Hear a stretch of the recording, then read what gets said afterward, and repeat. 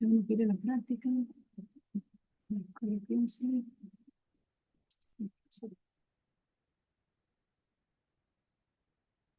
Compartir Google Chrome. Entonces,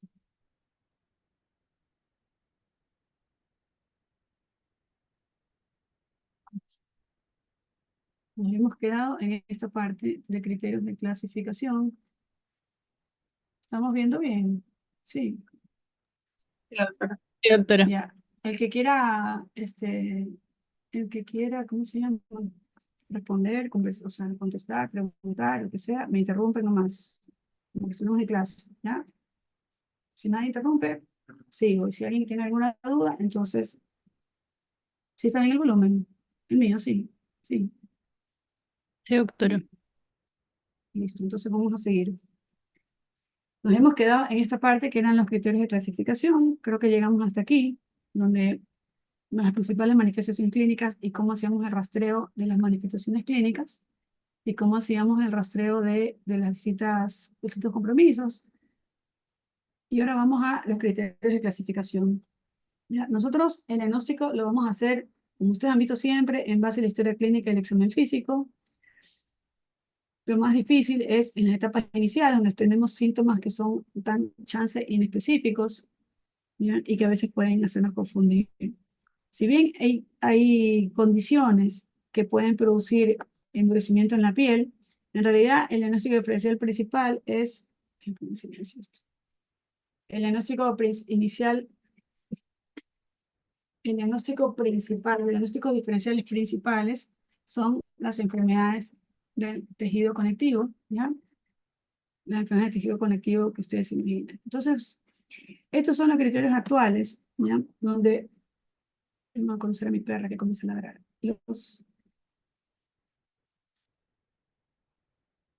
Ya.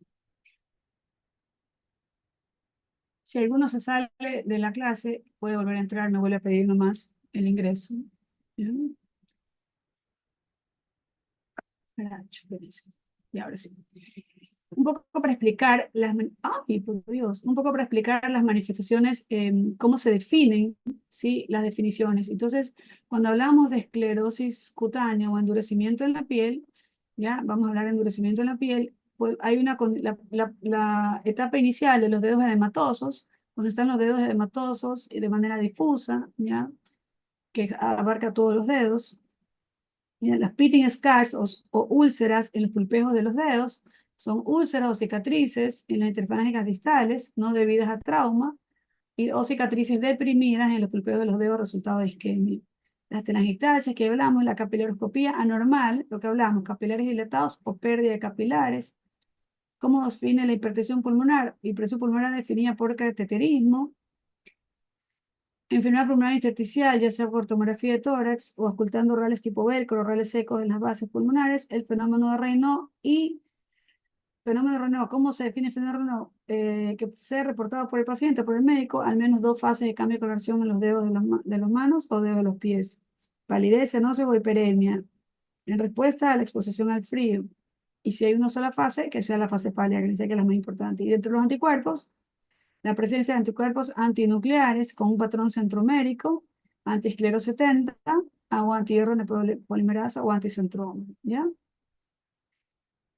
Entonces, estos criterios básicamente son bastante sencillos y fíjense que nosotros tenemos un endurecimiento de la piel de los dedos de ambas manos que se extienda proximal a la metacarpolángica, quiere decir que se extienda de la metacarpolángica hacia lo proximal.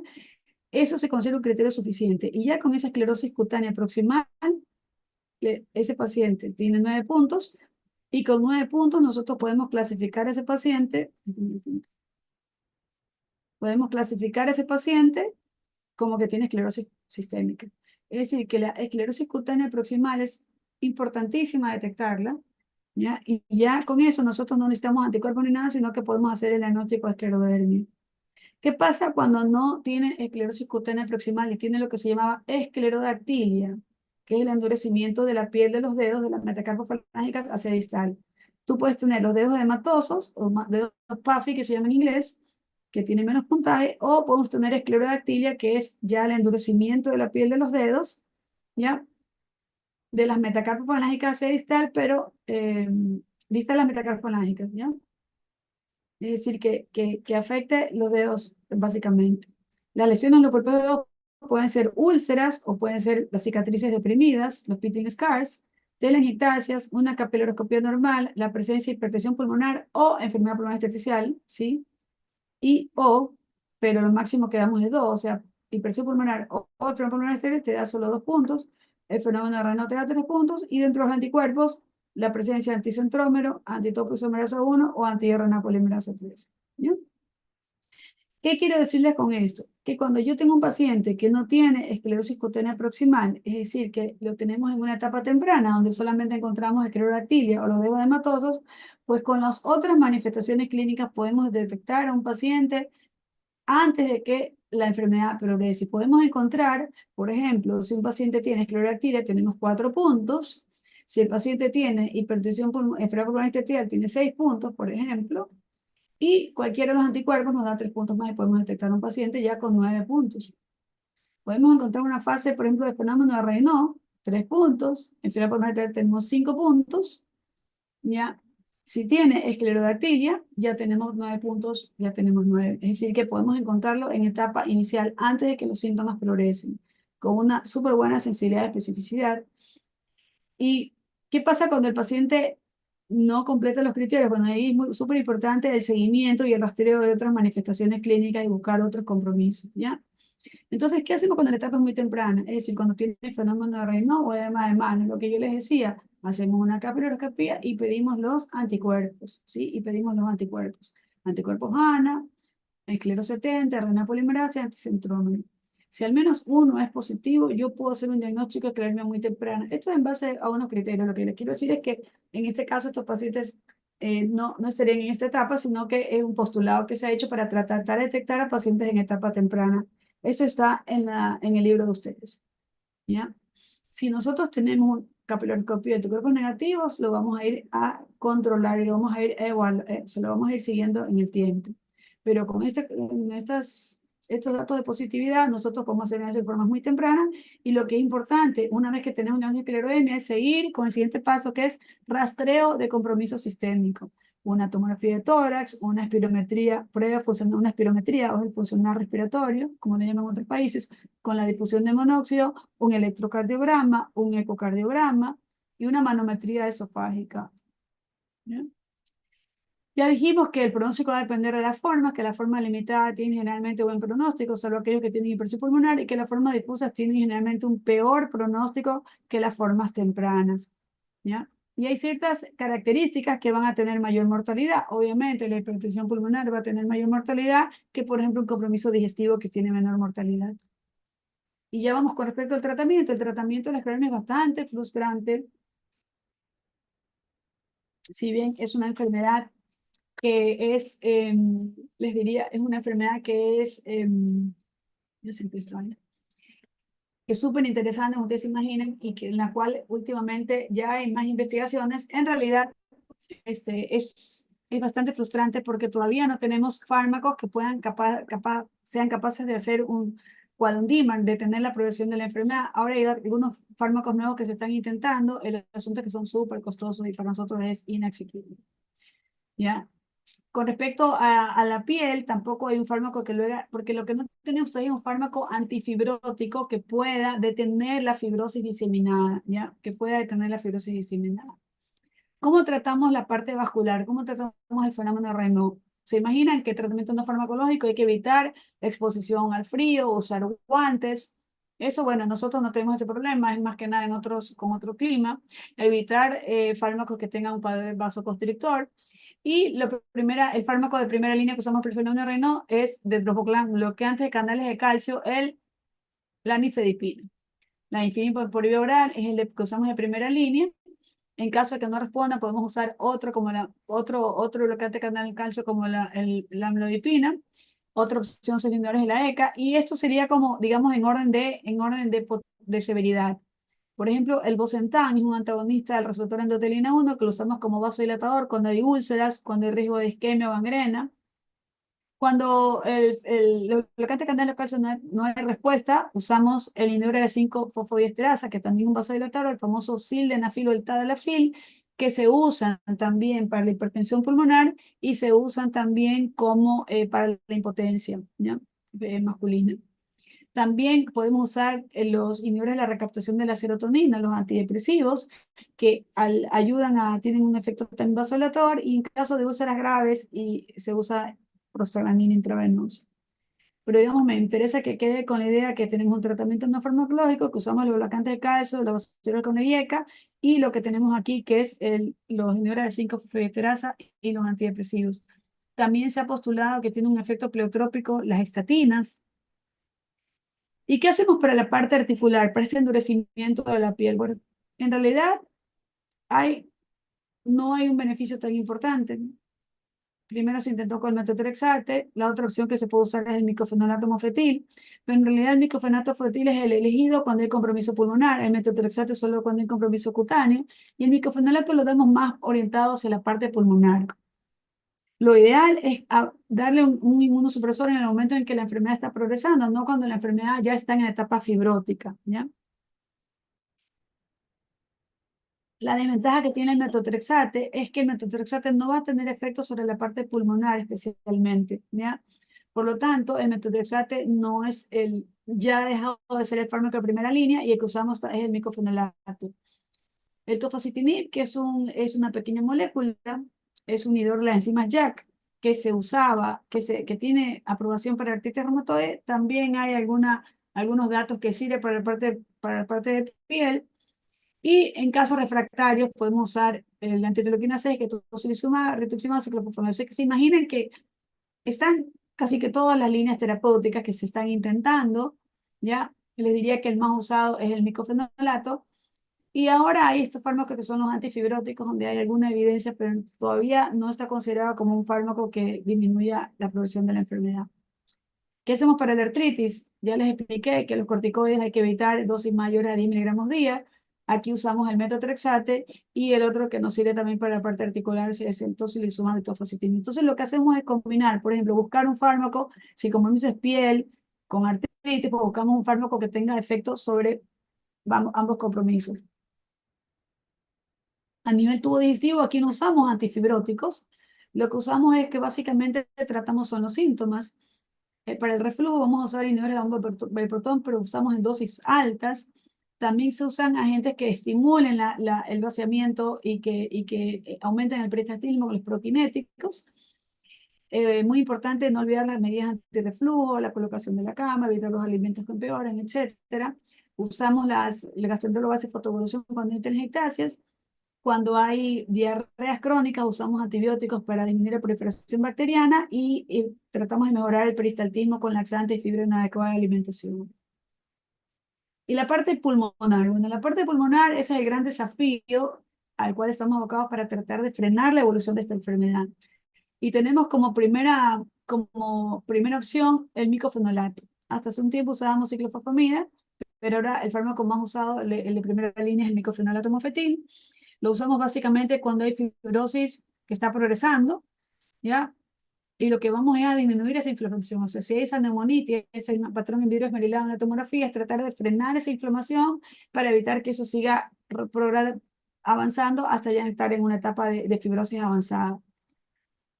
Hay estos antifibróticos, el nintedanib, que es una opción. Lo que pasa es que ya les digo que por el tema de costos aquí es prácticamente imposible.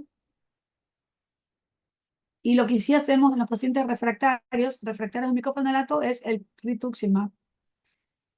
Es tan grave esta enfermedad que ahora se está planteando el uso del trasplante, un trasplante de células madres para tratar la enfermedad pulmonar intersticial grave y para tratar el compromiso grave, aquellos pacientes en los cuales la enfermedad está progresando, tanto desde el punto de vista pulmonar, piel, y articular, en el cual lo que se hace es, más o menos les explico, hacer una ablación con una quimioterapia intensa, ablacionar completamente la médula ósea, rescatar los stem cells y volver a introducir esos stem cells en los pacientes, ¿ya? Entonces, es algo súper innovador. Ya hay estudios que demuestran que los pacientes que son sometidos a este trasplante tienen mejor sobrevida, o sea, sobreviven más, hay menos mortalidad que los pacientes que hacen el tratamiento convencional. Vamos a ver qué pasará en el futuro. Y la hipertensión pulmonar es una condición súper grave, ¿ya? Súper grave, donde lo que tenemos aquí son los vasodilatadores como el sildenafil, este antagonismo receptor de LINA-1, el Bosentan, ya hay aquí en el Ecuador, pero solamente en instituciones, en hospitales de tercer nivel. Y también hay este vasodilatador que es un agonista de la prostacyclina, que es un vasodilatador arterial, también muy costoso. Esto, imagínense que este cuesta más de $3.000, ¿ya? Así que eso lo tiene ahorita, lo tienen a nivel del IES para el manejo de estos pacientes. Y después hay muchos vasodilatadores en otros países del mercado que actúan que tratan de mejorar los síntomas del paciente con hipertensión pulmonar. El problema es que, como yo les decía, esta es una condición que tiene altísima mortalidad. Y les conversaba la clase pasada que la crisis renal esclerodérmica es una condición de emergencia y aquí el tratamiento son los IECA intravenosos. ¿Ya? Como la condición es sumamente grave que lleva al paciente a una oligonuria, muchos pacientes llegan en diálisis, pero miren, más de la mitad de los pacientes que son tratados y que necesitan diálisis, esa diálisis puede ser eh, descontinuada o suspendida y esos pacientes recuperan una función renal. Y no debemos usar IECA de manera preventiva, o sea, lo que hay que hacer es monitorear al paciente, vigilar su presión arterial y no está recomendable IECA en manera preventiva. Así que, como ven, es bastante frustrante el tratamiento de estos pacientes, ¿ya? En lo que más se ha investigado es en la parte pulmonar, donde sí hay... Un ratito que quiero eliminar esto. ¿Cómo sale? ¿Cómo sale? Ah, es que tengo que parar aquí. Cierro la ventana, ya. Ahí está. Ahora vamos entonces a conversar con el siguiente tema. Cuando se acabe, volvemos a conectarnos al mismo link. ¿Ya? Bueno, y ahorita ya hemos terminado. ¿Nadie tiene alguna pregunta? No hay ninguna pregunta. No, doctora. Vamos a seguir entonces con el siguiente tema, osteoartritis. ¿Ya? Osteoartritis. Acabamos de terminar las enfermedades autoinmunes y ahora vamos a ir con las enfermedades musculoesqueléticas, enfermedades crónicas, donde no hay una intervención de una activación del sistema inmune, sino que vamos a ver que son distintas fisiopatologías y vamos con esta que se llama osteoartritis. El libro lo van a conocer como artrosis, porque ese es el nombre artrosis es el nombre que más se usa en los países de habla hispana, en España, en América Latina, en nuestro país, ¿ya? También le llaman osteoartrosis. Y, por ejemplo, en el código de enfermedades que después van a manejar cuando sean internos, está como poliartrosis, que es un nombre absurdo porque en ningún libro aparece como poliartrosis, pero ese es el código que le puso la OMS. Entonces, yo la voy a llamar osteoartritis, ¿ya? Ese es el nombre con el que la vamos a mencionar aquí especialmente, ¿ya?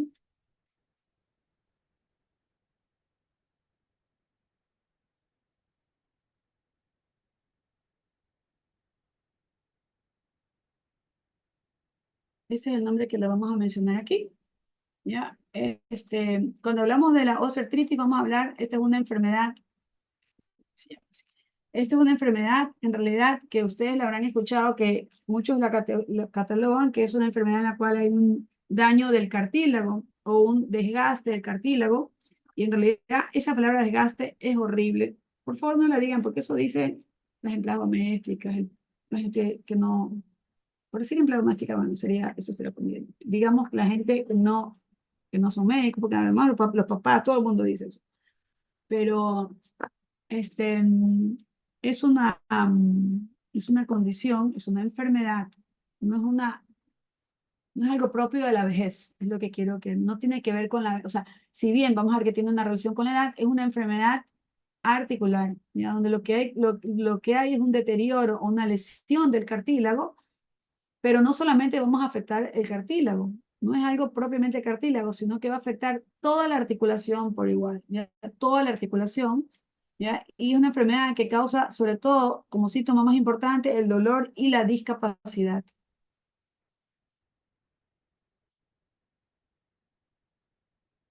¿ya? Entonces, es una enfermedad en la cual vamos a ver que se va a comprometer toda la articulación. No sé por qué se me avanza así, no entiendo por qué. Bien. Donde vamos a ver que se afecta toda la articulación, no solamente el cartílago articular, sino que vamos a ver que se afecta el hueso subcondral, va a haber un aumento del, incluso, como ustedes ven, el nombre se llama osteoartritis, que es el nombre con el que se lo quiere llamar actual, porque incluso puede haber algo de inflamación articular, se afecta también la cápsula, va a haber lesiones periarticulares de tendón y músculo. Entonces, es una enfermedad que si bien la lesión primaria es el cartílago, afecta todo la articulación por igual. ¿Ya? Y la importancia de la artrosis es que la artrosis es, primero, la principal causa de dolor crónico en el mundo entero. O sea, cuando nosotros vemos a un paciente que tiene dolor articular, la causa o la enfermedad articular que causa dolor crónico con mayor frecuencia a nivel mundial es la osteoartritis, ¿ya? Es la osteoartritis, ¿ya? Y no solamente es la principal causa de dolor, sino también es la principal causa de discapacidad. Entonces, cuando pensamos en discapacidad, no son los accidentes de tránsito, no es el cáncer, no es las enfermedades cardiovasculares, sino que es esta enfermedad, la osteoartritis. Entonces les decía que no tiene que ver solo con el envejecimiento, tiene que ver con muchos factores, ¿ya? Y si bien su definición no está estrictamente, no hay un acuerdo con respecto a la definición, lo que se sabe ahorita es que es una enfermedad que afecta toda la articulación, ¿ya? Que afecta toda la articulación. No hay una definición clara y por eso uno la puede definir de manera clínica o puede definirla con la clínica, o sea, con los síntomas y con la necesidad de una radiografía, ¿ya? Cuando vemos, por ejemplo, los reemplazos protésicos, la colocación de prótesis de cadera o rodillas a nivel mundial, la principal causa de prótesis es también la osteoartritis, ¿ya? ¿Y cuál va a ser su impacto sobre la discapacidad? ¿Por qué es la principal causa de discapacidad? Porque va a ocasionar dificultad, básicamente para caminar, ¿ya? Eso es lo más importante. La pérdida de movilidad que tienen estos pacientes y la dificultad para la deambulación, para caminar. Y esto es una enfermedad que va en aumento, por lo tanto es un problema grave de salud pública, ¿ya? Estos son los datos, los últimos datos que tenemos con respecto a esta enfermedad. Como ven ustedes aquí, fíjense, en turquesa está mujer y en azul está hombre.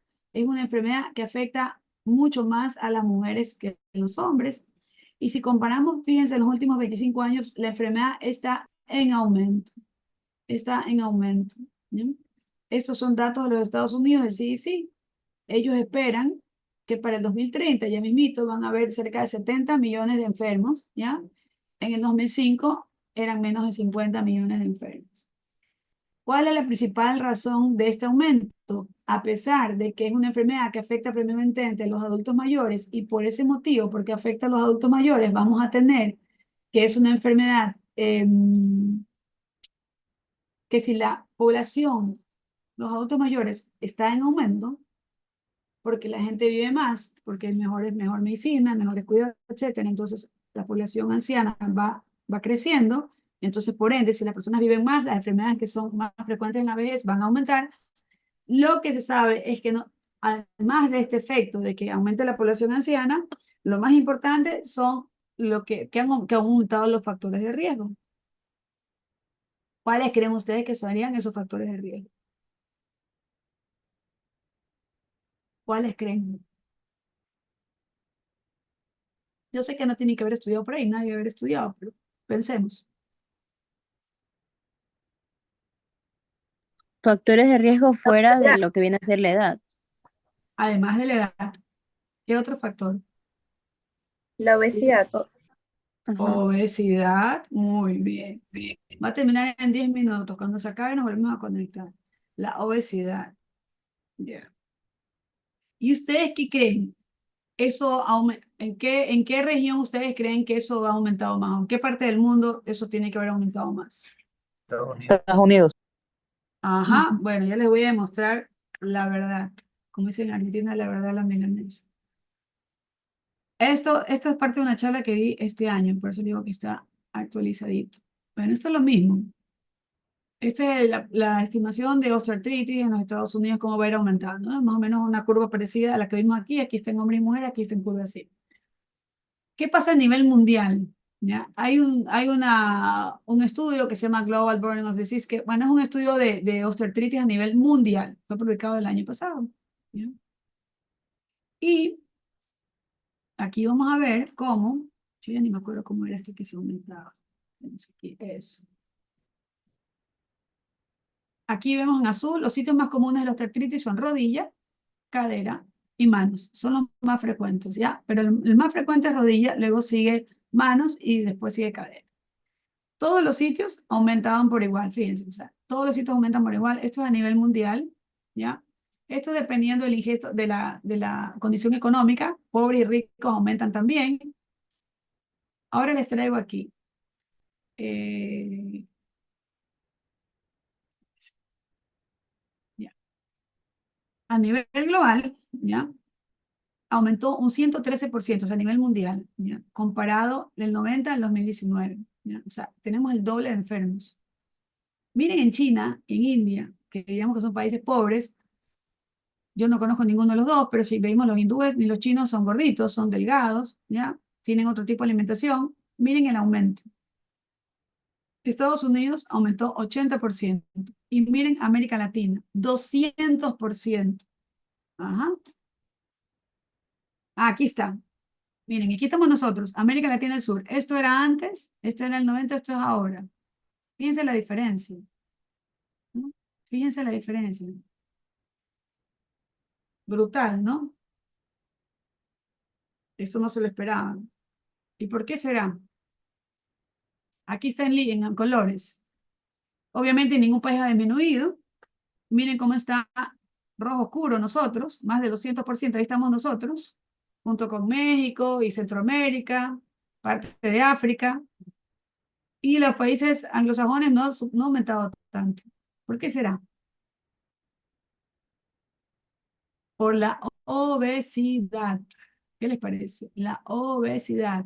Porque esa es una de las explicaciones, la obesidad. ¿Ya? Nuestra mala alimentación. ¿Ya? Ellos siguen aumentando, pero ellos han bajado o sea, siguen en la curva. ¿Ya? Y si ustedes ven cómo es la curva de ellos, imagínense cómo será la curva nuestra. Si ellos aumentaban un 80%, ¿cómo será la curva nuestra? Exponencial, 200%. Y luego yo fui a investigar, yo buscaba, bueno, ¿por qué China-India tiene que ver? A eso no se lo van a imaginar. No tiene que ver con la alimentación, porque ellos comen súper sano. ¿No? No tiene que ver, ellos comen pocas grasas saturadas. Nadie se le imagina por qué es. No hay obesidad. ¿Por qué creen que es? Por los malos hábitos, tal vez, consumo de tabaco. No. Por su genética, Dificilísimo. doctora. Factores Por dos ambientales. cosas. No, dos cosas. Yo tampoco me lo imaginaba. Dos cosas. Uno, los chinitos y los hindúes son países donde hay mucha carga física. Hacen mucha actividad física, mucha agricultura, o sea, tienen mucha carga pesada de trabajo físico, punto uno. Y al parecer, porque por sus creencias pasan mucho tiempo arrodillados. Entonces hay mucha sobrecarga en las articulaciones, en las rodillas básicamente, porque por sus creencias, por su actividad, pasan mucho tiempo arrodillados o en malas posiciones. Uno y dos, por el trabajo físico extenuante que hacen a nivel laboral, hay mucha agricultura. Así que sí, bueno, entonces con esto vamos a ir, o sea, se dan cuenta y no van a esperar de que uno tiene que bajar de peso cuando ya llega a mi edad. No, tienen que bajar de peso antes de eso, porque ya después, ya una vez que eso comienza para avanzar, ya no hay cómo detenerlo. Entonces vamos ahora a los factores de riesgo para osteoartritis, que vamos a mencionarlos. Y son múltiples. Y aquí no hablamos de factores de riesgo cardiovascular ni hipertensión, es totalmente distinto. Hablamos de la edad, el sexo, la herencia, la obesidad, la ocupación, el trauma, enfermedades, trastornos congénitos y enfermedades previas. Y dentro de la edad, pues la edad es lo más importante, el factor de riesgo más potente. A mayor edad, mayor incidencia. Ponemos como punto de corte los 40 años, pero si hay herencia en ese paciente, si hay una predisposición genética, la artrosis puede comenzar antes de los 50 años. ¿Ya? Y como les dije, es la principal causa, la principal enfermedad que tienen los pacientes, sobre todo mientras va aumentando la edad, es mayor la incidencia de osteoartritis. Entonces, fíjense, cerca de a los 75 años, más o menos el 80% de los pacientes tienen osteoartritis. Entonces, chuta, si fuera así, yo estaría, fuera millonaria porque vería millones de cientos de miles de pacientes en Guayaquil, pero la realidad es que, como ya les voy a explicar, no todos los pacientes tienen síntomas, ¿no? Entonces aumenta la edad y aumenta la incidencia, y no solamente de la osteoartritis de rodillas, sino rodillas, hombros, perdón, rodillas, caderas, columna, cervical y manos, que son los sitios más frecuentes. ¿Ya? Ahora vamos a ir con el tema de la obesidad, que la obesidad sí es todo un tema aquí. La obesidad, fíjense a nivel mundial, esto es de la charla que di, a nivel mundial, hasta el 2016, que es el último dato de la OMS, pongámosle 40% de los pacientes tienen sobrepeso, 13% de la población mundial son obesos, 600 millones de personas. La obesidad no solo tiene que ver con la incidencia, es decir, con la aparición de la osteoartritis, sino también con la progresión, es decir, cuánto va avanzando la enfermedad y con qué rapidez. Si un paciente tiene un BMI más de 30, casi 7 veces más riesgo de tener osteoartritis de rodillas.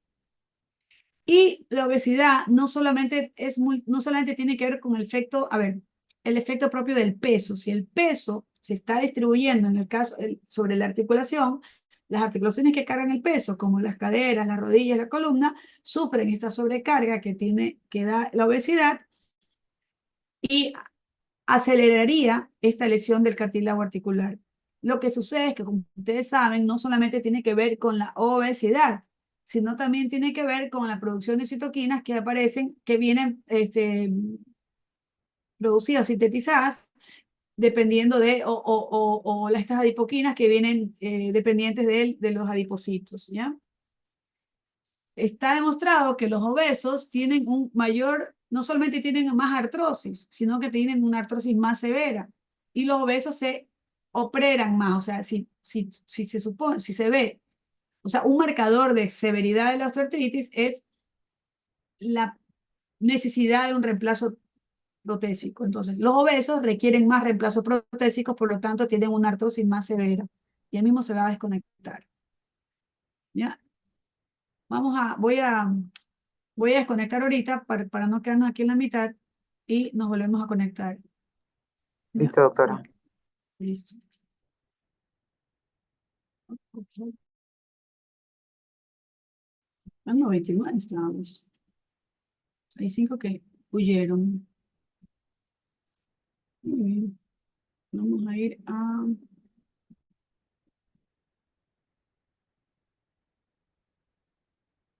ver. Estamos con la presentación, sí. Ya, listo, seguimos. Entonces, ¿qué hacer para disminuir ese riesgo que estamos hablando? ¿Qué tendríamos que hacer para disminuir ese riesgo del que tiene la obesidad? Pues obviamente bajar de peso, ¿ya? La mitad de estos pacientes, estos millones de pacientes con osteoartritis en los Estados Unidos, si hubieran bajado de peso, no a los 50, sino a los 30, a los 40, ya no tuvieran osteoartritis, ¿ya? Cuando un paciente que ya tiene osteoartritis, el paciente logra bajar de peso, eso va a disminuir el dolor. Ese paciente mejora el dolor y es una de las pocas cosas que está científicamente demostrado que disminuye la progresión de la enfermedad. Es decir, que disminuye el avance de la artrosis, ¿ya? Pero a veces pasa que los pacientes tienen que bajar 40, 50 libras. Y uno dice, el paciente se frustra porque dice, bueno, yo no puedo volver al peso que tenía hace 20 años. Y la realidad es que si el paciente va al menos pequeños descensos de peso, ¿ya? Logran una mejoría del dolor y de la progresión de la osteoartritis. Y hay estudios que demuestran que, por ejemplo, si el paciente baja al menos un 5% del índice de masa corporal, es decir, que si el paciente está con 30, el 5% son menos de 2 puntos del BMI. O sea, es un descenso bastante fácil de lograr, ¿ya? El paciente le mejora. Y mientras más baja de peso, los síntomas van a mejorar mayor. E incluso, si los pacientes bajan de peso ya con osteoartritis, la necesidad de que requieran un reemplazo de rodillas disminuye, ¿ya? Disminuye, ¿ya? ¿Y qué pasa con la cirugía bariátrica? Pues también. la discapacidad, el dolor, los síntomas disminuyen en los pacientes que son sometidos a cirugía bariátrica, ¿ya? Por lo tanto, la osteoartritis, como por todos estos efectos, es que el tratamiento de la osteoartritis, parte de ese tratamiento es bajar de peso, ¿ya? Entonces, si el paciente pierde al menos un 10% del peso corporal con dieta y ejercicio, está demostrado que el paciente mejoró, en este estudio, que es uno de los más importantes, mejoró un 50% el dolor. O sea, el mejorar un 50% de dolor es una mejoría incluso mayor de la que logra un antiinflamatorio, ¿ya? Entonces, imagínense lo importante, o sea, el importante beneficio que da el bajar de peso luego de 18 meses de tratamiento. O sea que está científicamente demostrado por estudios clínicos que el bajar de peso mejora el dolor y la discapacidad y la progresión de la enfermedad. O sea, hay estudios con resonancia magnética en el cual tú se le hace resonancia magnética y se ve cómo el espacio se disminuye, o sea, no de manera significativa en aquellos que logran bajar de peso versus los que no bajan de peso, ¿ya? Entonces, y esto sería dosis respuesta. Mientras más baja de peso el paciente, mayor mejoría hay. Entonces, ¿qué es lo que uno debe plantearle al paciente? Por lo menos, o sea, hay que tratar de buscar eh, metas reales, ¿ya? Metas reales que se puedan mantener a largo plazo y que den un beneficio significativo. Entonces, yo no le voy a pedir al paciente que tiene 180 libras, por ejemplo, y que tiene que bajar 40 libras, porque quizás eso lo va a desmotivar y no lo va a lograr. Entonces, lo que hay que pedir es que, por ejemplo, ese paciente que tiene 180 libras de peso, baje 18 libras en 6 meses. Entonces, eso ya es más fácil de que pueda bajar 3 a 4 libras por mes, ¿sí? Entonces, ¿qué pasa con la genética? Bueno, ese es el siguiente, ese es uno de los principales factores por los cuales es tan difícil o sea, controlar, lograr suprimir la progresión de esta enfermedad. Mira, por eso vamos a ver que es una enfermedad progresiva y que en la cual no hay tratamientos que sean específicamente que en los cuales podamos lograr suprimir la evolución de la enfermedad. Entonces, el riesgo está genéticamente predispuesto de manera muy alta. Fíjense, sobre todo rodilla y cadera tienen una altísima relación con la genética. No hay un gen identificado, es poligénica, hay múltiples genes identificados. Y sobre todo, cuando la enfermedad comienza antes de los 50 años, en formas severas, progresivas, en personas jóvenes, generalmente son formas genéticas. E incluso hay algunos genes que tienen que ver con mutaciones genéticas que intervienen sobre el colágeno tipo 2, que son capaces de que un paciente tenga 25 o 30 años y tenga una osteoartritis severa. Lo otro que hay que ver es las lesiones que tiene el paciente previamente. Y aquí vamos a hablar a todas aquellas personas, su papá, ustedes, que han tenido ya lesiones articulares. Y ya vamos a ver en qué tipo. Si un paciente ha tenido un traumatismo o tiene una mala alineación, por ejemplo, en el caso de las rodillas, o tiene una condición que favorezca un sobreuso articular, esos pacientes van a tener una mayor riesgo, una mayor probabilidad de tener una osteoartritis y que esa osteoartritis sea más progresiva. ¿Qué pasa con la mala alineación? Cuando una rodilla tiene, por ejemplo, un genuvaro congénito, esa desalineación de las rodillas hace que las cargas físicas del peso sobre estas rodillas se distribuyen de manera anormal y si un paciente tiene un genovalgo o si el paciente tiene un genovaro, el peso va a ir sobre uno de los compartimentos, no en forma simétrica en todo el compartimento tibofemoral y eso favorece a la osteoartritis, ¿ya? Y aquí viene el sobreuso articular, que tiene que ver, por ejemplo, en aquellos trabajadores, en aquellos atletas que tienen actividades que van a favorecer al sobreuso articular. Entonces, vamos a ir a lesiones que pueden producir trauma o mala alineación, ¿ya? Por ejemplo, lesiones congénitas como una displasia congénita de cadera, que es una condición congénita de nacimiento. Pacientes que tienen luxaciones recurrentes, por ejemplo, la rótula, luxación recurrente puede dar también en el húmero. Aquellos pacientes que tienen mala alineación de rodillas, genuvaron, ¿ya? Yo, por ejemplo, tengo un genuvalgo congénito, estas personas pueden tener también, que es súper frecuente, un genuvaro congénito. Fracturas, quien ha visto una fractura, tiene una fractura severa que pueden generar una mala alineación, por ejemplo, de los miembros inferiores. Y aquí viene a todos aquellos que han tenido ruptura meniscales.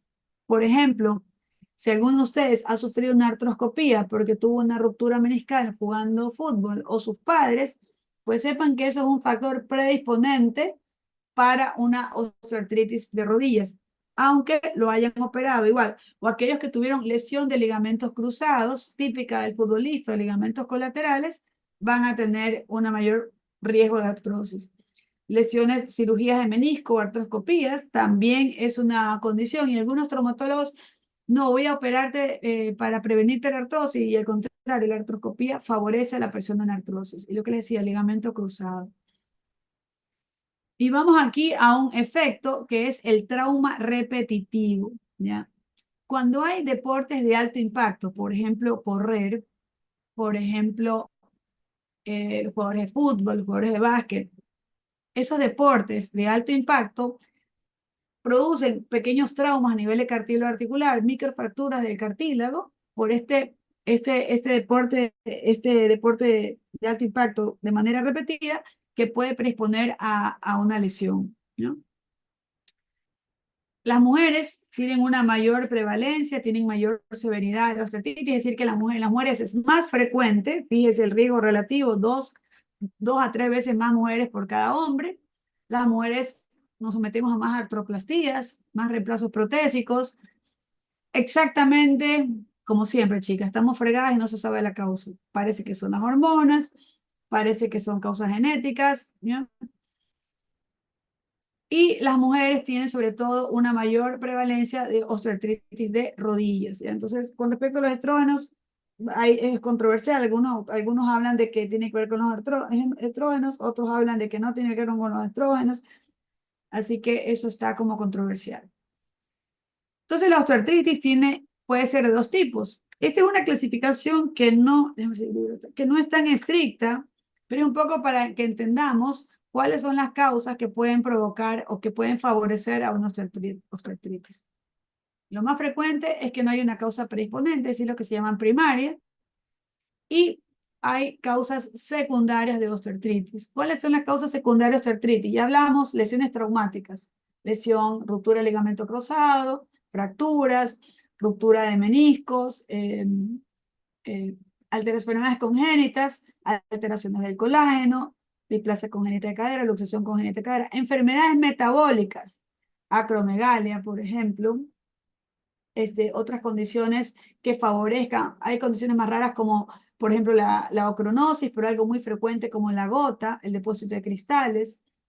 Todas las alteraciones anatómicas en las cuales, ya sea de manera congénita o adquirida, un trastorno en la alineación.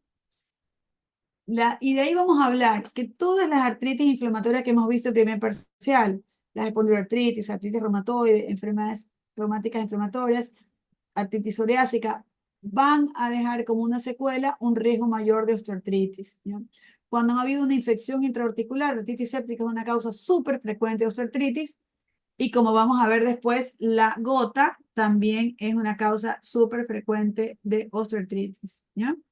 Eso lo veremos en la próxima semana. Entonces, como causas metabólicas, hablamos de la acromegalia, de la artritis por cristales, diabetes, me olvidaba. Estas son todas enfermedades raras, hiperparatiroidismo, estas enfermedades congénitas raras, pero la diabetes es una enfermedad súper frecuente, como ustedes saben.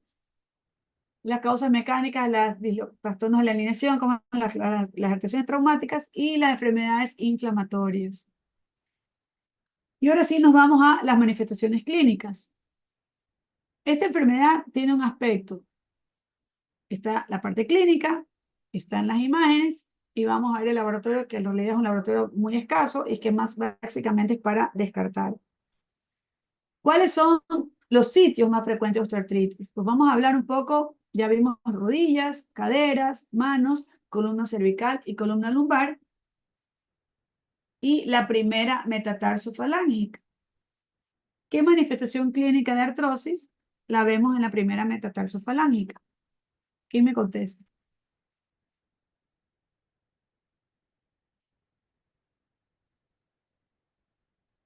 Nadie.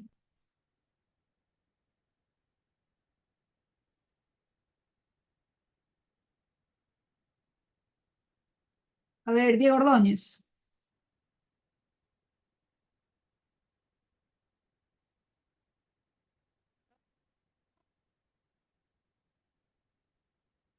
Aló. ¿Se escucha? A ver, dime, ¿qué manifestación, qué crees tú que puede pasar en el primer dedo?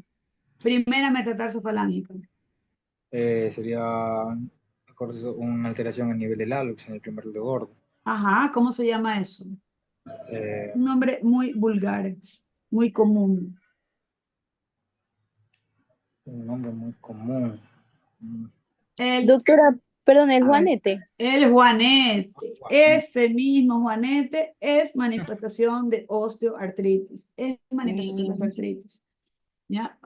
Entonces, cuando hablábamos de artritis reumatoide, veíamos los sitios más frecuentes de artritis reumatoide y aquí lo vamos a diferenciar, porque osteoartritis y artritis reumatoide son las enfermedades reumáticas más comunes en la población.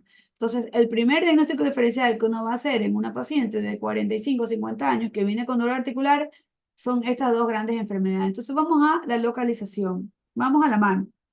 Ya sabemos que la artritis reumatoide afecta carpos, metacarpos falángicas e interfalángicas proximales. ¿Qué sucede con la osteoartritis?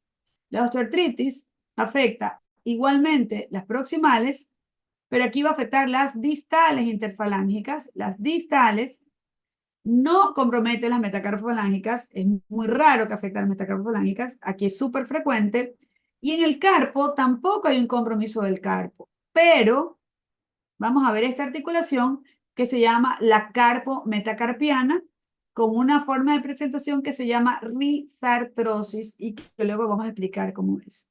Entonces, gran diferencia a nivel de las manos. Vamos a nivel de la columna. La artritis reumatoide jamás mencionamos de columna lumbar. Columna lumbar hablamos de la espondiloartritis, pero no en artritis reumatoide. Columna cervical sí, pero más tardía. Y vamos a caderas sí, rodillas sí, hombros muy raro, sí puede haber, pero es muy terminal, no es tan frecuente. Y los codos casi les podría decir que excepcional en la osteoartritis.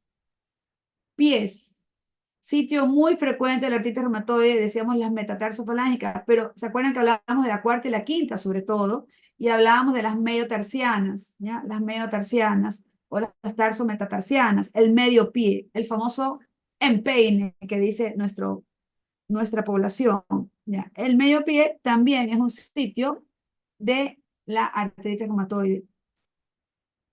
En el pie, la osteoartritis, vamos a ver básicamente en la primera metatarsofalágica. Entonces, ¿cuáles van a ser los síntomas? Los síntomas son especialmente dolor, rigidez, vamos a ver, y discapacidad. Entonces, la osteoartritis es muy variable, un espectro muy variable. Hay pacientes asintomáticos, que es lo más frecuente, donde solamente encontramos en la radiografía, el paciente no tiene dolor, hasta el paciente que tiene una enfermedad severa que termina en una prótesis, ¿ya? Si yo quiero diagnosticar la osteoartritis por las radiografías, a mayor edad vamos a tener más pacientes con osteoartritis. Y si hacemos radiografía a los pacientes mayores de 80 años, el 80% tienen artrosis en la radiografía. ¿Qué quiere decir esto? Que lo más importante, si yo quiero ver, son los síntomas, ¿ya? Si quiero, para diagnosticar esta enfermedad y para valorarla clínicamente en realidad, para decidir un tratamiento, para decir lo que vamos a hacer. Entonces, la osteoartritis en radiografías es muy frecuente que sea un hallazgo, que sea asintomático. Fíjense que un 80% de este traigo como para acordarnos, 80% de los pacientes mayores de 80 años van a tener radiografía con artrosis, pero de eso solo la mitad van a tener dolor. Por lo tanto, una radiografía con artrosis no es igual a antiinflamatorios o analgésicos, no, ¿ya? ¿Por qué? Porque es muy variable y no hay una relación entre la radiografía y la clínica. Y hay pacientes que tienen una radiografía de artrosis severas y no tienen dolor, y hay otros pacientes que tienen radiografías casi normales y tienen mucho dolor. Por lo tanto, yo tengo que prestar atención a la clínica del paciente, ¿sí? Y hay que valorar qué situación tiene el paciente y cuál es su intensidad de dolor, qué impacto tiene sobre su capacidad funcional, etcétera. Lo más común es que esta sea una enfermedad intermitente y variable. Hay épocas en que el paciente tiene mucho dolor y uno tiene que ver al paciente seguido y manejar el dolor, y de pronto el paciente desaparece y no viene por 5 años porque deja de dolerle, ¿no? ¿Cómo es el dolor de este paciente? El dolor de la osteoartritis es un dolor mecánico, a diferencia del dolor de las enfermedades que hemos visto hasta ahora, que es inflamatorio. ¿Qué quiere decir el dolor mecánico? Empeora con la actividad y mejora con el reposo. Está peor por la tarde, es vespertino, tiene que ver con el uso. Mientras el paciente trajina más, tiene más dolor. Si el paciente no trajina tanto o no hace tanta actividad, tiene menos dolor. Ya eso no lo veíamos en artritis reumatoide, en las inflamatorias. Puede haber un dolor que despierta al paciente en madrugada, sí, lo que se llama dolor nocturno, pero lo vamos a ver sobre todo cuando hay una artrosis severa y avanzada y con mucha discapacidad. La rigidez nos sirve para diferenciar, porque en este caso es una rigidez de poco tiempo de duración que no llega más allá de 30 minutos. Por lo general, la rigidez tiene que ver una rigidez, por lo general, una rigidez de minutos de duración, ¿ya? Vamos a encontrar dolor en la articulación, el paciente va a referir dolor y señalándose la articulación, ¿ya? Y súper importante ver que como es una enfermedad que vamos a ver que compromete el cartílago y el cartílago tiene que ver con esta movilidad de la articulación, vamos a encontrar un menor rango de movimiento, lo que llamamos nosotros disminución o limitación del rango de movimiento, especialmente el rango de movimiento pasivo. A pesar que no es una enfermedad autoinmune, inflamatoria por sí, podemos encontrar inflamación, podemos encontrar una leve inflamación en las rodillas, en las manos, pero es una inflamación de corta intensidad, de corta magnitud y de corta duración. Pero como es importante, y por eso es que ahora se la llama osteoartritis, porque antes, a diferencia de lo que se pensaba antes, vamos a tener una inflamación. Al examen físico, estas articulaciones, como el cartílago se adelgaza, roza una superficie ósea con la otra y vamos a sentir o vamos a escuchar lo que se llaman crujidos articulares o crepitaciones, especialmente en rodillas y en hombros, articulaciones grandes. Cada vez más hay fenómeno a nivel del sistema nervioso central que causa el dolor en la osteoartritis y podemos tener también rasgos de dolor neuropático, dolor crónico neuropático, que va a ser un dolor de tipo muy distinto al típico dolor mecánico nociceptivo del paciente con osteoartritis. Y luego vamos a ver que hay un sobrecrecimiento, un engrosamiento de las superficies óseas y vamos a ver algunas deformidades que se ven en etapa avanzada. Entonces, el dolor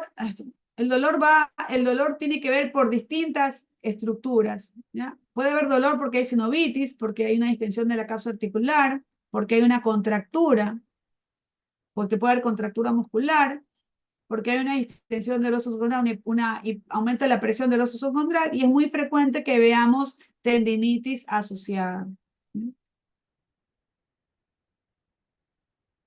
Ahora vamos a ir a cada sitio en particular para ver las cosas más importantes. Bueno, cuando nosotros sospechamos osteoartritis, la osteoartritis de la mano es súper frecuente y nos va a ayudar a diagnosticar al paciente.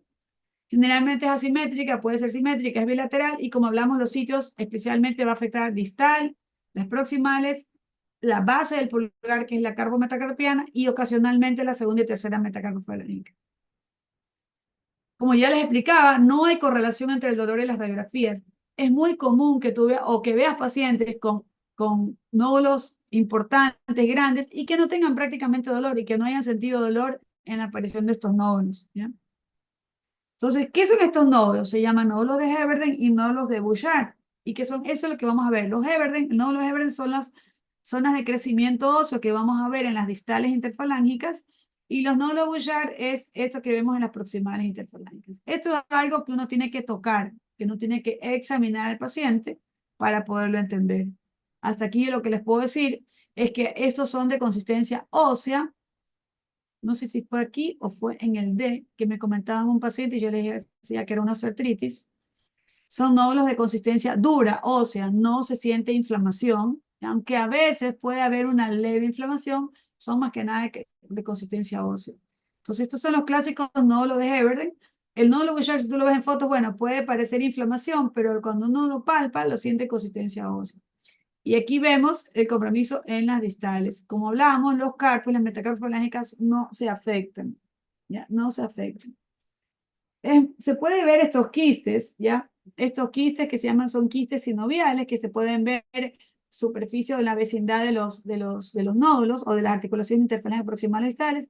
Estos quistes, como vemos aquí, son de un material mucinoso y que luego, y que en realidad se pueden aspirar y se elimina el material y listo.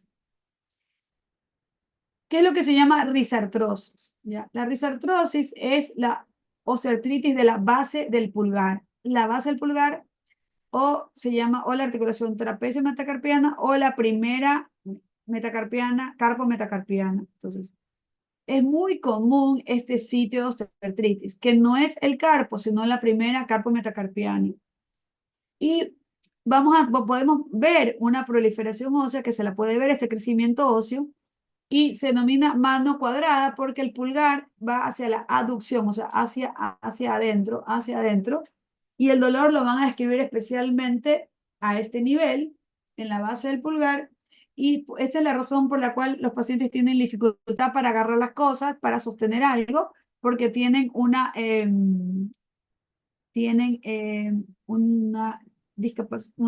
menor fuerza para sostener la menor aprehensión de los objetos y por eso a veces los objetos no pueden levantar una jarra, no pueden abrir una puerta por el compromiso de la carpo metacarpiana. Ya después vamos a ver cómo se ven radiografías. Aquí, perdón. Entonces, base del pulgar, carpo metacarpiana, vemos disminución del espacio y proliferación. Entonces, este es el sitio donde vamos a encontrar el dolor.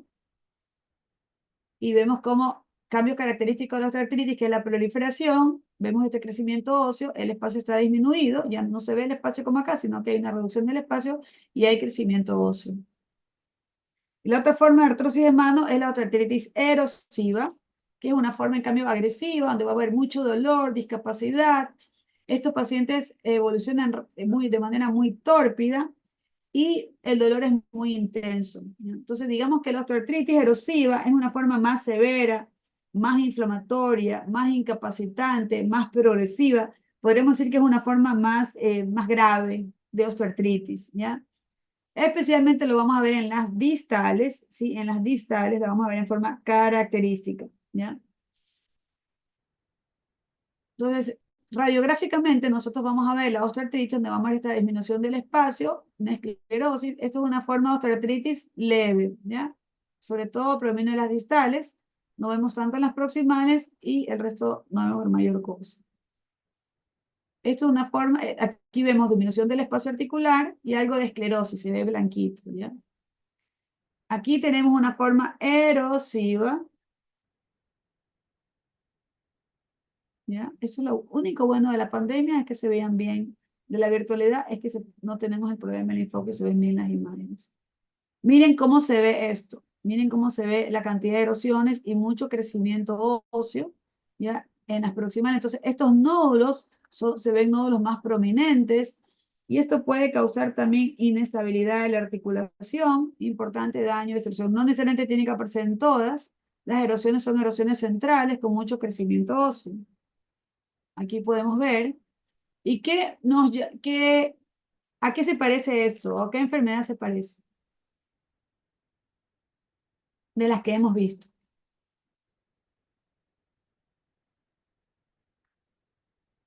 Nadie se acuerda. ¿A qué enfermedad se parece?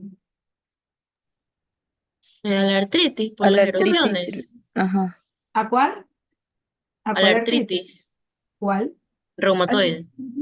No, no. ¿La espondiloartritis? No. A la artritis psoriásica, Sí, que sería porque la así, sí. artritis psoriásica te daba proliferación, te daba erosiones, ¿ya? Te daba proliferación y te daba erosiones. Entonces, y sobre todo porque también la artritis psoriásica afecta a las distales, entonces siempre es un diagnóstico diferencial de la osteoartritis, la artritis psoriásica. Vamos ahora a la rodilla. La rodilla es la más importante porque es la más frecuente, ¿ya? Y por eso es la discapacidad. La discapacidad que da la osteoartritis es especialmente por la forma de rodillas. Vamos a ver que afecta no solamente el compartimento femorotibial, sino también el femoropatelar. O sea, no solo afecta el femorotibial, sino también el femoropatelar. Entonces, estos pacientes van a tener dolor, pero van a tener dificultad para subir y bajar escaleras, para incorporarse, para levantarse de una silla, ¿ya? Ahí van a tener discapacidad. Esta es una forma de osteoartritis donde lo que vamos a ver es donde también podemos tener la presencia de quiste de Baker. O sea, aquí se ve que hablamos en artritis reumatoide, no solamente va a aparecer en artritis reumatoide, sino también lo podemos ver como una causa de inflamación en la osteoartritis. ¿Ya?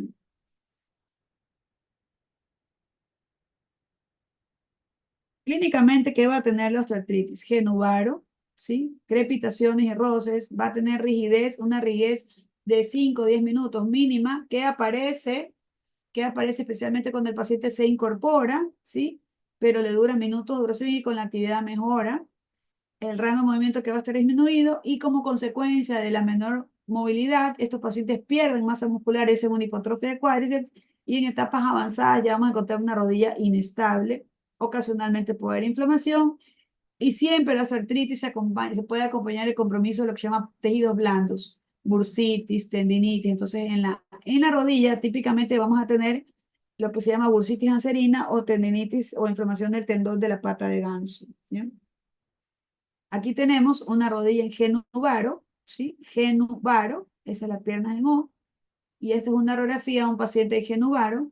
Yo les decía que afecta especialmente el compartimento femorotibial medial, ¿ya? Entonces, este es el genuvaro, ¿ya? El genuvaro lo vamos a ver así, la radiografía de un genuvaro, ¿ya? Luego vamos a ver bien radiografía, pero esto es para ver cómo disminuye el compartimento femorotibial, pero de manera asimétrica, sobre todo en parte interna.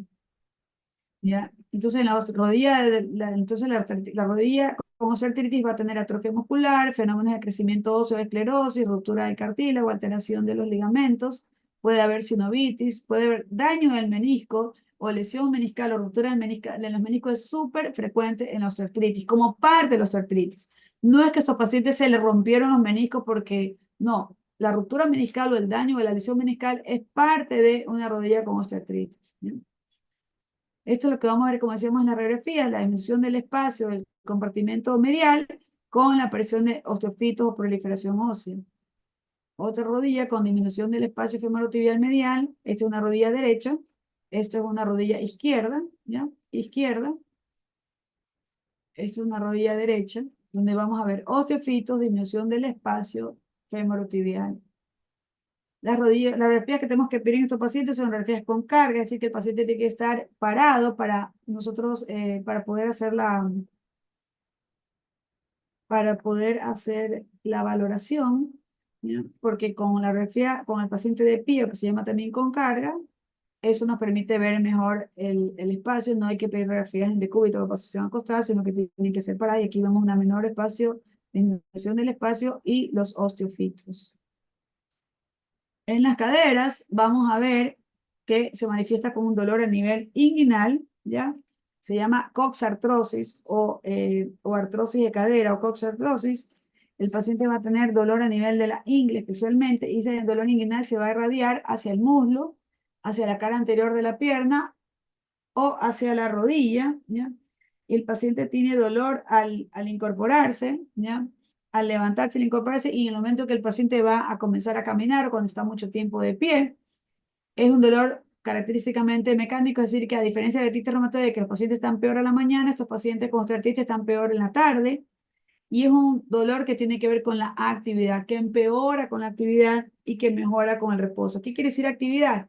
Si el paciente tiene más trajín, tiene más actividad física, si tiene más actividades o se dedica más a los quehaceres domésticos en el hogar, ese paciente va a tener mayor dolor articular.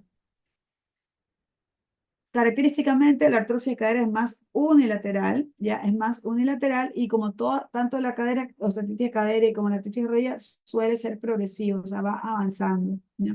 Sin embargo, esa progresión es variable. Hay pacientes que progresan muy rápido, otros pacientes que progresan muy lento. ¿De qué depende la progresión? De muchos factores, ¿ya? Depende de la obesidad, depende de la genética, depende de la actividad que realiza el paciente, o sea, si es un obrero, si es una persona, un agricultor, alguien que tiene una actividad física excesiva, va a progresar mucho más que si tenemos un paciente que no sobrecarga tanto las articulaciones. Al examen físico, yo voy a valorar, cuando hablamos de cadera no vamos a encontrar inflamación, entonces lo que vamos a ver es el rango de movimiento, donde vamos a ver disminución del rango de movimiento, especialmente la rotación interna, vamos a tener un dolor. ¿Qué es dolor a los movimientos activos? Dolor a la movilidad espontánea de la cadera y dolor a la exploración. Dolor y limitación de la movilidad. Los pacientes pueden llegar cojeando, y esa cojera se llama claudicación de la marcha. Y esa cojera, esa claudicación, tiene que ver en muchos casos por el dolor. El dolor que tiene tanto en las rodillas como en las caderas causado por artritis lleva a que el paciente coge. Y en casos ya muy graves puede estar hasta una pierna, por eso ya es algo casi que terminal, donde vamos a ver el acortamiento de una pierna más larga que la otra. Radiográficamente vamos a ver una disminución del espacio articular, la aparición de estos osteofitos, estas zonas de proliferación ósea en el acetábulo, ¿ya? Y una disminución del espacio articular, ¿ya? Lo que se llama pisamiento o estrechamiento. Aquí tenemos y la esclerosis. Vemos esclerosis, disminución del espacio articular de la cadera derecha, a diferencia de la cadera izquierda, donde vemos solamente una mínima proliferación. Las radiografías en la pelvis de las caderas también debemos solicitarlas de pie, con el paciente parado. No sirve radiografías con los pacientes acostados, ¿ya? Y aquí tenemos una radiografía de un paciente con una artrosis avanzada, donde ya miren la disminución del espacio muy marcado, ya pérdida total del espacio, lo que se llaman osteofitos, estas zonas de proliferación ósea. Podemos ver estos quistes óseos subcondrales y el 4 es quistes subcondrales y lo que se llama esclerosis, que es lo blanquito, todo lo que vemos más blanco. Y esta es una forma avanzada. En las formas avanzadas, miren aquí se ve perfectamente bien y aquí vamos a terminar, creo que con cadera terminamos por cuestión del tiempo que ya se termina. En las caderas vamos a ver perfectamente bien la forma de la cabeza femoral. En cambio, miren esta forma, la cabeza femoral que está totalmente achatada, hay una deformidad y se ha perdido esa forma normal, redondeada de la cabeza del fémur. Aquí tenemos el juanete que conversábamos, el hallux valgus, o llamado también juanete, forma de osteoartritis en el pie, la más frecuente. Y para terminar en el hombro también es una artrosis que suele ser una enfermedad avanzada. Esto se acompaña por lo general con una tendinitis del manguito rotador. Y lo mismo vamos a tener aquí dolor, vamos a tener las crepitaciones, vamos a tener limitación del rango de movimiento y limitación de la movilidad articular de manera marcada. Es una condición muy discapacitante. Y puede haber una artrosis de la articulación glenohumeral, que sería esta, y puede haber artrosis a nivel acromio clavicular. ¿Ya? Acromio, dar dolor a la presión de la clavícula. ¿Ya?